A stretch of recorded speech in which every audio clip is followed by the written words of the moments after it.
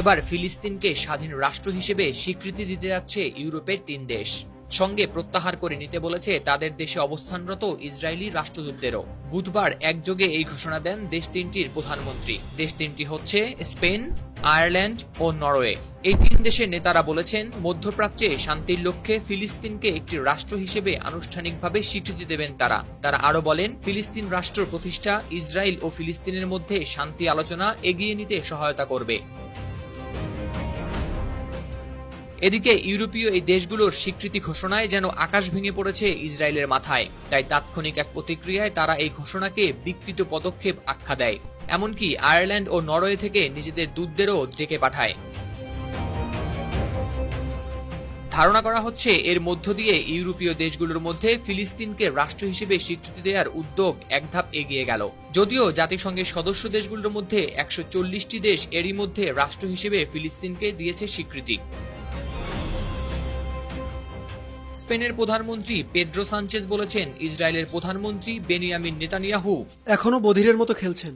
তিনি হাসপাতাল ও স্কুলে বোমাবর্ষণ করেই চলেছেন এবং নারী শিশুদের ক্ষুধা ও ঠান্ডার শাস্তি দিচ্ছেন। ফিলিস্তিনে মানবিক সহায়তা আরও বৃদ্ধি করতে হবে উল্লেখ করে তিনি বলেন, আমরা এটা হতে দিতে পারি না। আমাদের আইনি বাধ্যবাধকতা রয়েছে। কোনো ডাবল স্ট্যান্ডার্ড না রেখে ইউক্রেনে যেমনটি করা হয়েছে, আমাদের মানবিক সহায়তা পাঠাতে হবে।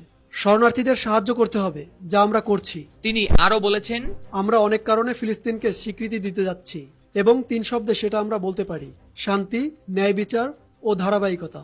আমাদের নিশ্চিত করতে হবে যে 2 স্টেট সলিউশনকে সম্মান জানানো হয়েছে। ডাবলিনে আয়ারল্যান্ডের প্রধানমন্ত্রী সাইমন হ্যারিস বলেছেন, ২ রাষ্ট্র প্রতিষ্ঠাই হল শান্তির জন্য একমাত্র গ্রহণযোগ্য পথ।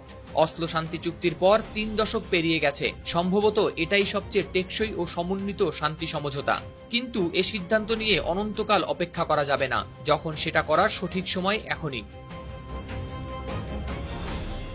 অসলোতে সংবাদ সম্মেলনে নরওয়ের প্রধানমন্ত্রী জোনাস গাহর বলেছেন, ২ রাষ্ট্র সমাধানটাই ইসরায়েলের স্বার্থে সবচেয়ে ভালো।